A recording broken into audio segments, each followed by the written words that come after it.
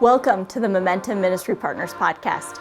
This podcast is designed to provide momentum in our God-given roles of leadership as we partner together to equip today's Christian leaders for tomorrow's opportunities. Whether you're a pastor, youth leader, ministry volunteer, parent, or student, we want to be your go-to and most trusted resource for equipping and encouragement when it comes to your ministry and leadership influence. Thanks for tuning in, and we hope you enjoy this episode.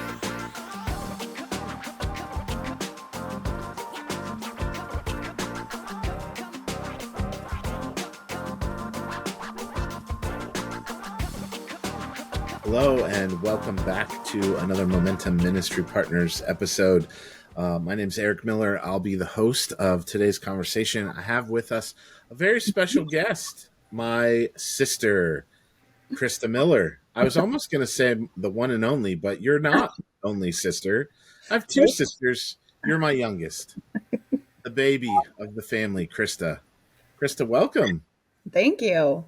Yeah, thanks for joining us on this podcast episode. We're going to talk about something today that is near and dear to both of our hearts, but for a little bit of a different reason, and maybe a challenge for some, hard conversation. So we're going to talk about singleness, especially in the church. So, Krista, now's your chance. Do you want to share a little bit about yourself? Any embarrassing stories maybe about me? Get them out of the way now. Or I don't know. I think you've already shared all of the embarrassing stories about yourself. So that's fair. I do tend to do that. Yep. I do tend to do that. Well, Krista, you are the creator of a Facebook group. Give us kind of the name of that group and how that got started. Obviously, for those listeners who may not know you, you are still single and in your 30s. So kind of share how this all came about, how God put this on your heart, and just kind of what's been going on in the group. Yeah. So I created and founded about 15 months ago a group on Facebook, and we are called the 824 Singles Collective. And that is based off of Romans 8:24. So that chapter, that verse specifically talking about hope in a future, but not just a future here on earth, an eternal future as well. And so I really wanted it to be just a collective of people that really were in a similar season of life. And that season being in your 30s or older, we have members that are up into their 70s, being a single and being older than 30, because the reason that I started the group actually came off of my church that I had been going to, I had gone up to them and I asked them, like, hey, I'm in a small group with only married people, and they want to do studies on marriage, and I'm not even close to being in that phase of life yet. And is there a small group that maybe has some more singles in it, or maybe can I start one and like lead one? And their reply to me was, well, we're not a matchmaking service. And that was not even close to why I was asking. And so I was really bummed out by that. And I kept thinking there has to be something for people who are in their 30s or older. And the reason for that is because when you look at churches, a lot of churches have singles groups, but they're for people in their 20s. So I look around, my old church had what they called a post-grad group, and that group was for people up to their mid-20s. And there are some people that are in their 30s in that group, but they are like the leaders, and they've been there since the beginning in that group. And so to come in as an outsider just felt really awkward. And then there are other churches that advertise singles or young adults groups, and they specify the age is only up until 28.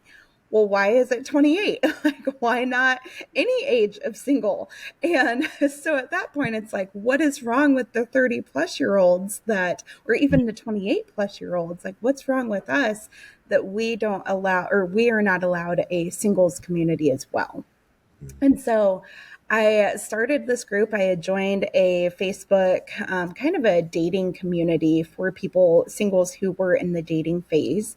And I joined that group and I started to notice that there were a lot of 30 plus year old people that were commenting and posting. And I remember specifically one post was from a 45-year-old woman, and she had never been married. She had never even been in a relationship.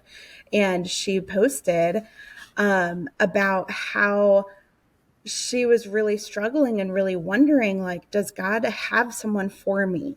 And she felt like she was alone in that phase of life. And I remember a 21-year-old commenting on this and saying, oh, and she specified she was 21. And she commented and said, yeah, I'm 21 and I feel like I've been waiting forever too. And I'm just so frustrated. And I've been waiting my whole life. And like, she just went on. And the 45-year-old replied and was like, I don't think you understand quite the same struggle. And Yeah. it's true. Like, yes, absolutely. I remember being 21 and still single. And I remember having that like frustration of, am I ever going to find someone? And now at 33, I am sitting here and I'm like, I love being single. And yes, it would be great to have someone to live life with. But looking back on my, like where I was at the age of 21, it was an entirely different life phase than what I am in now. Now I'm a thriving 33-year-old single woman and started this group. And we have about 3,300 members in the group now, and it's only been going for just over a year. So it has just been an incredible community, and just the number of people that have reached out and told me that they absolutely, the community is just a breath of fresh air for them. And that has just been extremely honoring to be told. Well, we will for sure link to that Facebook group in our show notes.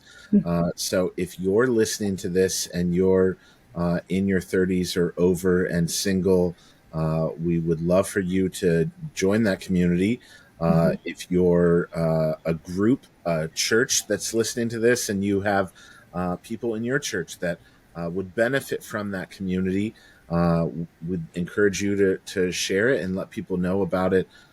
If you're a man who loves Jesus and is in his 30s, then if you're single, hit up my sister. So she's single and available. Oh, goodness. I love that, Krista. I love that. Like, I know your heartbeat for this Facebook group. It's not just a dating community. No. Talk a little bit more about that, because I think in churches, especially in in-person church ministry, so many times we think having a singles ministry or even a young adult ministry means you have a dating community, and it's ironic because in a lot of ways it's not really any different than your student ministry. Yep. Where students are longing for all of that and relationships, and they're trying to figure out their identity. And what's your heartbeat behind this, and what are you seeing take place in the group for those who maybe aren't going to join that Facebook group? What does that look like? Yeah, so absolutely. So one of the interesting points that has been on my heart since I started this is just feeling like singles have been overlooked by their church. And if you were to post in that group, if anyone were to join and post in that group, which I'm sorry, we don't allow married people unless if very specific reasons. But if you were to join that group and post in there and say something like, hey, have you as a single person ever been overlooked in your church?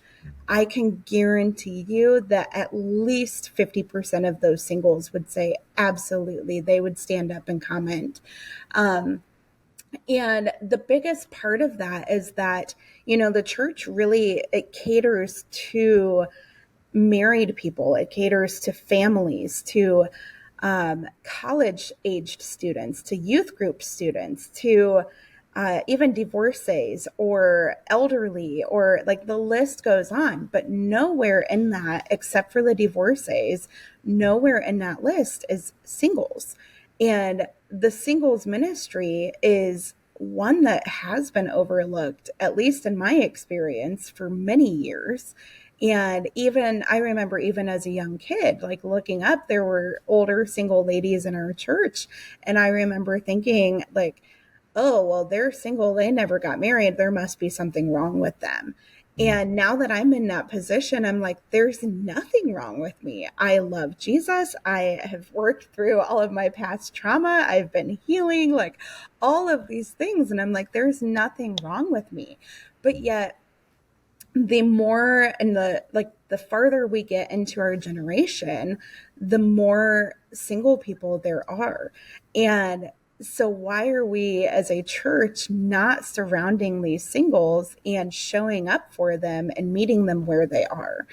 And so that was really a big part of like the why of why I started this group. And the number of people in the group that will comment or post and have discussions about this and how their church has overlooked them is just, it's astronomical.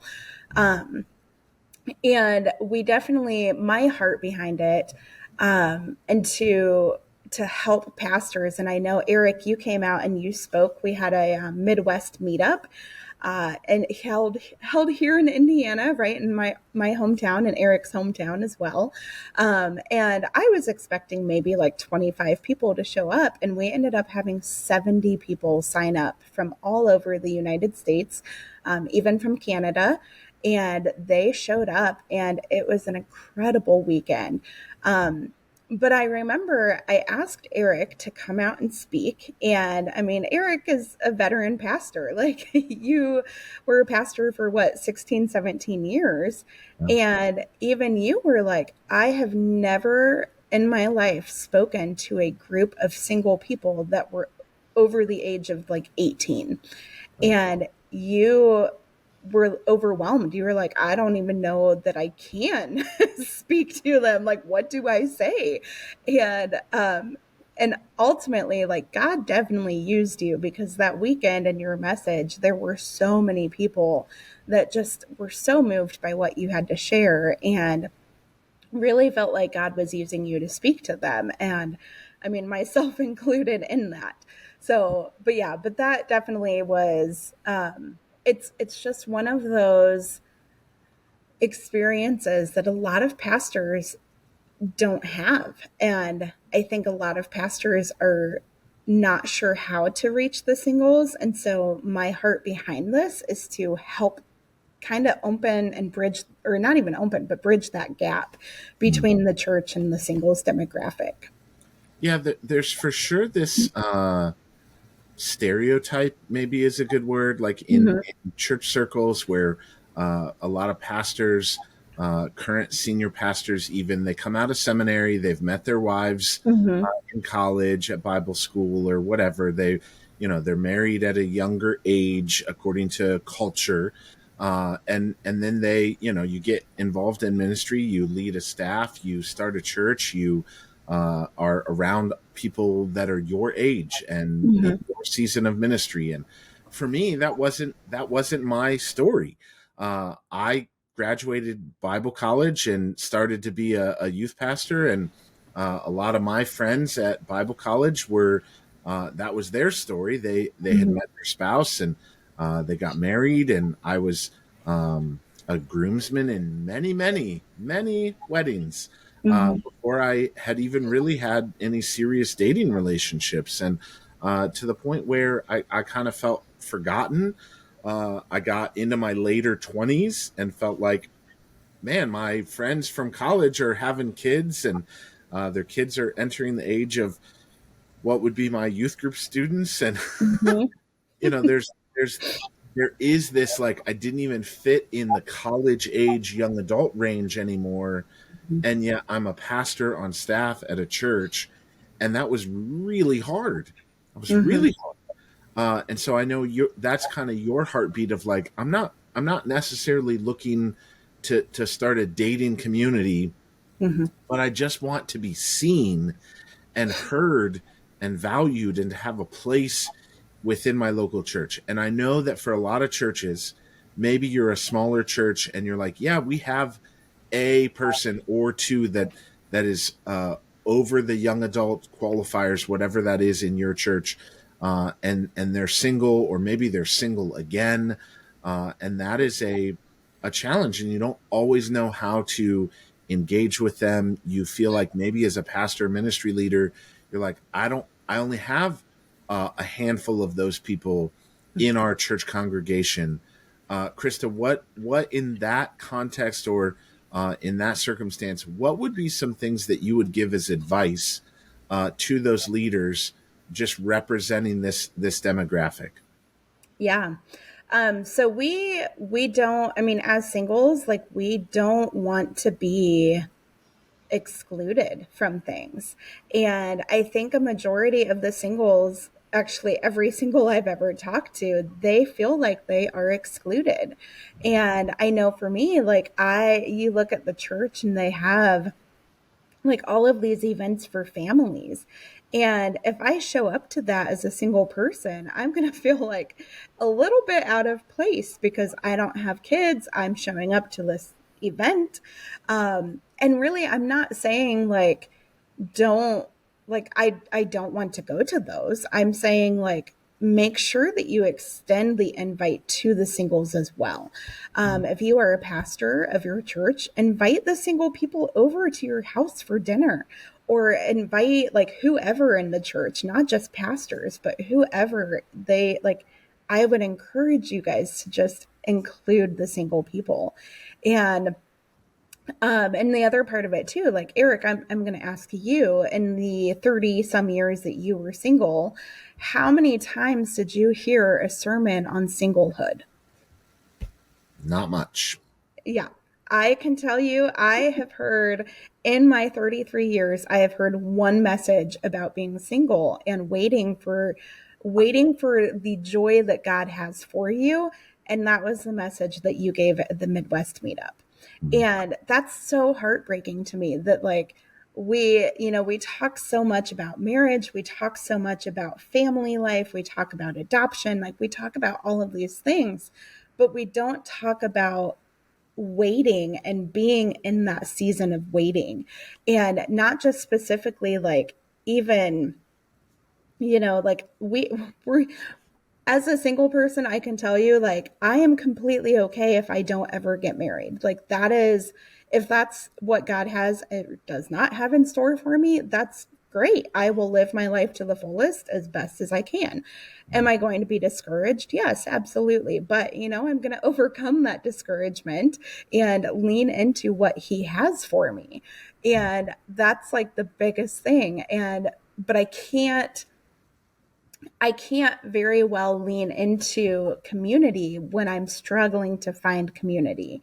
And I went back to, or I'm going to go back to the small group that I was in. They were all young, married families. Like they all got married when they were in their early 20s, and they all had kids. And I just would sit there and I'd be like, you guys are talking about so many things, and I don't know what you're talking about. Like I cannot relate to you.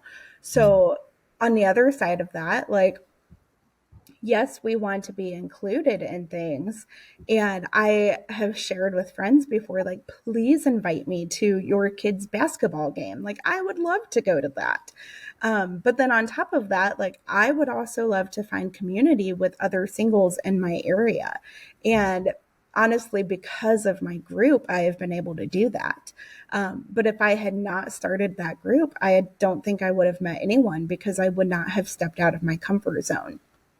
So my encouragement to the churches, the pastors that are, there's that one 40 something year old single in their church and they're like, I don't know what to do.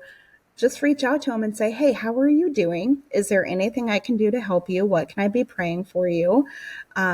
And invite them over for dinner and just start small. Like, all we want to know is that we are seen. Yeah. That's such a big deal too, because I think oftentimes, like, speaking from a pastor, being involved in ministry for a very long time, there is a big deal where you want to provide biblical application for what you're teaching, and Mm-hmm. you want to know your audience. Mm-hmm. And so, as pastors, when we're teaching, oftentimes we're thinking about the families that are in your church on a Sunday morning when you're giving a sermon, even when you're thinking through topics that you're going to teach on.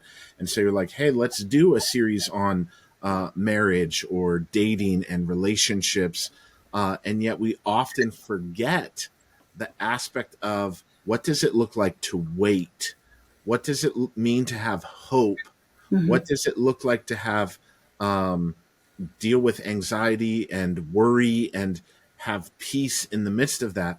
Those are principles. Those are things that you can talk about in application that also can relate to your single people. So I don't hear you necessarily saying like you should have a sermon on singleness when Mm-hmm. you know that 80% of your congregation is Yeah. married and has a family. And so I get all of that, but Mm-hmm. there are principles and even the application of that. And this is a big deal because when we think application, Bethany and I, my wife, when we first got married, we didn't have kids right away, and we joined a young married small group, and all of the application was about parenting. We'd read a verse. We talk about, why did Jesus weep? And we're like, well, because the disciples were like his kids, and that their whole application was about like parenting, and it's through a different lens. and Yeah. and we're like, we can't relate to that. Yeah. We don't have kids yet. And so I've been in small groups where all the application is about being a good spouse. And so understanding like a different set of context, a different set of application, uh, speaking to a different demographic. Some of the best pastors, preachers, communicators that I've been around, they know their audience, and they're speaking to even the students in the audience. Hey, this Mm-hmm. is something for you students, and this is for those of you who aren't married, and this is the giving the biblical application outside of just being married, or even parents and having children and all those dynamics. So Yeah. that's a big part. I hear you're even saying and asking the church to know and understand. So, Krista, another question for you here. Um, I do think a lot of the Momentum podcast audience is pastors, Mm. it's ministry leaders, it's maybe parents. But what would you say, in again representing this the over 30 and single demographic? What would you want those pastors, those ministry leaders to know about the singles in their church? Yeah, I would say probably the biggest thing, and I already kind of hinted at this, but we just want to be seen. And I think a majority of us, we walk into church, we say hello to our friends or whoever we know, and then we turn around and leave. And it's because of the fact that we walk in and we feel so out of place. And I mean, it feels like I just recently started going to another church in the area, and I walked in and immediately felt like home. But at my last church, like I would walk in, I would say hi to maybe three people, and none of those were people on staff. And they do a great job of like positioning themselves around, but their focus really, and I worked in ministry. I was a children's volunteer for a very long time, and then even worked on staff at my church in the children's ministry department. And it's hard to say hi to every person. Like, I fully understand that. But definitely look for and this was on, like, this was a sermon that I listened to yesterday. Like, um, look for the 1%. like find the people that you don't see interacting. And this is similar, like that sermon was more about like finding the non-believers, but like I'm going to say, like, even within your church, look for the 1%, look for those singles people and seek them out. And if you see someone standing on their own, go up to them and say, hey, I don't think we've met before. Or maybe you have met them and say, hey, I'm so sorry, like I've not seen you for a while, how are you doing? And that little bit of visibility for us is going to go so far. I like that. Even I can remember times as a pastor at a church, the people that I know well, the Mm-hmm. people that I have relationship with, it's easy to stand and talk to them between services or in the lobby of the church. And then it's very easy as a pastor to watch all of the guests, all of the people that you don't know, then walk by you. And Mm-hmm. so I tried very hard to learn to just say to those families that I knew well, I'd say, hey, excuse me, there's somebody who just walked by that I don't know yet. I know you. I love you. I'm going to go connect with them. And there are times where I'd say, let's go meet them together. There are times I try to be good at that. It's hard to do Yeah. because you do know those people, but I like that idea of like looking for the 1%. As a student ministry pastor for a long time, that was something that I tried to ingrain in our volunteers, in our student leaders. Like, hey, look for the people who are new, look for the people who might not be plugged in and connected. And in this sense, this is often an overlooked demographic of Mm-hmm. our church. And so it's tough. It's very tough. Yeah. All right, let's talk application then beyond that. What have you seen that works? Maybe give some of those easy steps for churches, for ministry leaders that they could do to help include.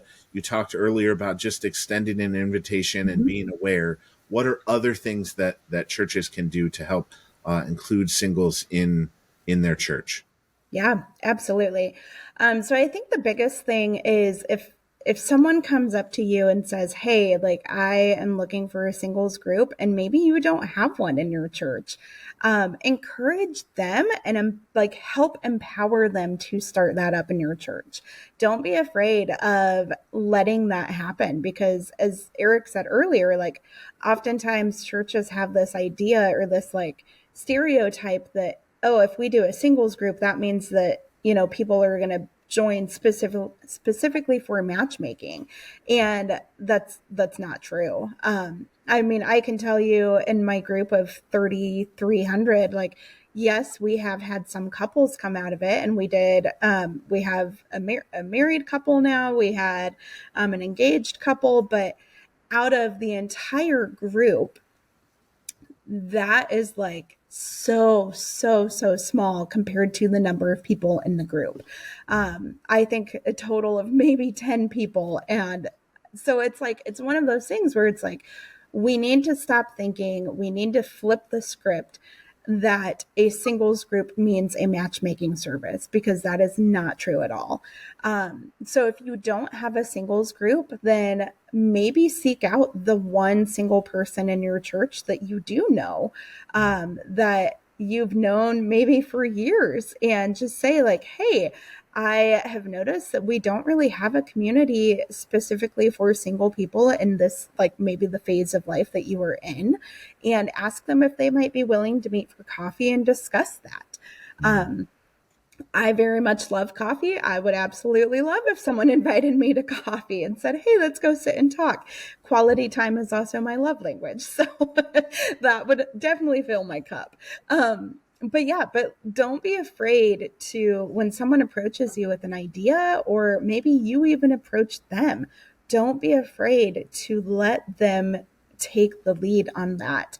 And I mean, it does not mean that they are going to turn it into a matchmaking service. But I do, kind of a little side trail, but I'm going to tie it back.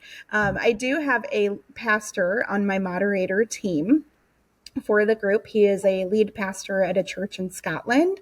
And then I also had another moderator that she went out and they both have started their own singles groups at their church because of this Facebook community. And they both were like, even the lead pastor, he was like, I've been single my whole life. And like, he's like, single as an unmarried. And he was like, and I don't think that I've ever even had a sermon on singlehood. And I've never had a singles group in my church. And then my friend Kat, like, she started a singles group at her church. She was so empowered that she went up to her pastor and was like, hey, can I start this? And she's now kind of on staff with them, kind of not, but as a discipleship group leader. And it's just one of those things. It's so incredible to see how these singles in my Facebook group are stepping up. But there's also been singles in the group that they have tried to step up in their church and they've been declined because of the fact that they've also been told our church is not a matchmaking service. So we really need to flip that script and just empower our singles community. Yep. Yeah, Krista, I think that's so good. It's so you're so spot on of like just get to know these people. Mm-hmm. Hear their heart, understand the context of where they're at, what are the things that they're longing for, what are the things that they feel like is missing in the church, and so are there ways that we can help plug them in? And for many singles that I know, they love to serve because they have extra time, because they're but they don't want to serve just because they're single and not married or don't have kids. They want to serve because they're valued and because you see their gift and their experience that they have and what they bring to offer. Exactly. So loving their mind and their heart in addition to just what they would have to offer to you is a big deal. And so sometimes I feel like we miss that in churches. So I love your encouragement and that challenge to pastors and ministry leaders. Get to know them, engage them. You're right. Have them over to your house. Get a group of them together. Ask some good questions. Learn where they're at.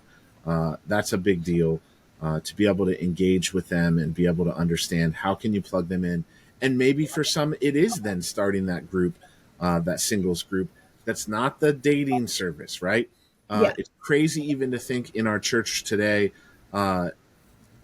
probably the percentages of married people who are having affairs and looking for other relationships because they're not content in their own marriages. Like you got to put those things out of your mind and help speak to that, the principles, the application again in terms of how do you find your true identity in Christ, right? Relationship with Him first and foremost. So don't worry about some of those things is what I hear you saying. Yeah, absolutely. All right, Krista, for those who are single, they are maybe they're feeling forgotten, they're feeling left out. What encouragement would you give to them? Maybe somebody who's listening to this podcast and they're single or single again in their church and feeling invisible. What encouragement, what advice maybe would you give to them? Yeah, I would honestly say, and I know this sounds so cliche, and I personally don't like being told this, but I'm still going to say it. Don't lose hope. And I'm saying that because as someone who, like I said, I cringe when I hear that encouragement because typically when I hear it from married people who have been married for like 60 years and they don't understand where I'm at in life. But I'm telling you, as someone who is in her 30s and has found a good spot and I'm thriving and I'm seeing the impact that Christ is making in His kingdom, I want to encourage you not to lose hope. If you are feeling overlooked, you're feeling less than, you're feeling unworthy, know that you are not alone. I've been there many, many times, even especially over the holidays when everyone's posting their family pictures. And you're not alone. You are seen. You are so loved. And we would absolutely, if you are over the age of 30, we would love to have you in this Facebook community. It is a growing community, very quickly growing. And yeah, I mean, just don't be afraid to step outside of your comfort zone and go up to your pastors and say, hey, I would love to start a singles group. What would that take? I love it. I love it. That's very good advice and very good encouragement. Krista, I'll just share briefly when you and I talked about doing that, your Midwest meetup and the in-person gathering that you had with those people, you had asked me to kind of speak into the hope and offer perspective for people who are in that season of waiting. And I remember sharing just some of those myths that I was speaking about. There are I think I shared 5 myths that take place all the time, and for the church leaders, for the pastors, the people who are married. The first one that I gave is like singleness doesn't. I forget how I said it, but singleness doesn't equal selfishness. And I'm like, just because you're single doesn't mean that you're selfish. But I remember the other 4 were really to speak to the single audience and to that crowd, because on the flip side, now that I've been married for 10 years and I've had married people talk about marriage doesn't equal maturity. It doesn't equal oneness. It doesn't equal friendship or intimacy. You still have to work at all of those things. Yeah. And I think sometimes when you're single, you look at like people who are married and you're like, oh, they have friendship and they have, intimacy and they have maturity, and that it doesn't always mean that. It doesn't necessarily just equate to that. And so speaking in terms of those things, so if you're single or a pastor and you're trying to figure out, hopefully those are helpful things that you can dive further into scripture or process through. But we wanted just to share this context. So Krista, thank you for joining. Thank you for being willing to share some of your heart and how God's working in and through you, which as the older big brother, I'm super proud of you. And I think you're doing an awesome job and filling a need in God's kingdom and a part of his family. So thank you for being vulnerable and willing to do that. And we really hope and pray that this conversation is encouraging to you and helping your church, your ministry, the people in your circle to have maximum impact for God's kingdom. So, Krista, any final thoughts, conclusions? No, not really. Just let us know that you see us and that you love us. I love it. I love it. Well, we've linked to the Facebook group down below. Please check that out. If you're single, encourage others maybe to join and be a part of that community. You allowed me to join that for a while, just leading up to that in-person meetup. And I can attest to seeing the community of people that are longing for right relationship and just to be seen and known and valued. And so it was just encouraging to get to be a part of that for a little bit. So thank you. Yeah. And I will add, I did have one more thing. If you are a pastor and you have questions about how can you reach the singles in your church and maybe further questions based on this podcast, feel free to send me a message or an email. Eric can help get you in contact with me. I have had one pastor already that has reached out and was wondering like, hey, can I join the group to observe? And while we are still trying to figure out and pray over how best to do that, I am absolutely more than happy to answer any questions or maybe even connect you to some people and just help you love the singles in your church better. Yep. And Krista, my hope and prayer is that this wouldn't be a one and done episode. So maybe it means we have other people from your community that would join the podcast and speak into this, because as Momentum ministry partners, we want desperately to help come alongside of the local church to be a trusted resource. And so I know pastors are asking those questions and they're trying to think, how do we do that? So if through the Momentum episode podcast, we can facilitate those conversations or be a part of that in any way, happy to do so. Yeah. So All right. Well, that'll do it for this week's episode. Thanks so much for tuning in. Krista, thank you again for being willing to share and being a part of this conversation. We would highly encourage you to pray and ask the Lord, how can he use you to reach the singles in your church and in your community, and to see them, to love them, to value them.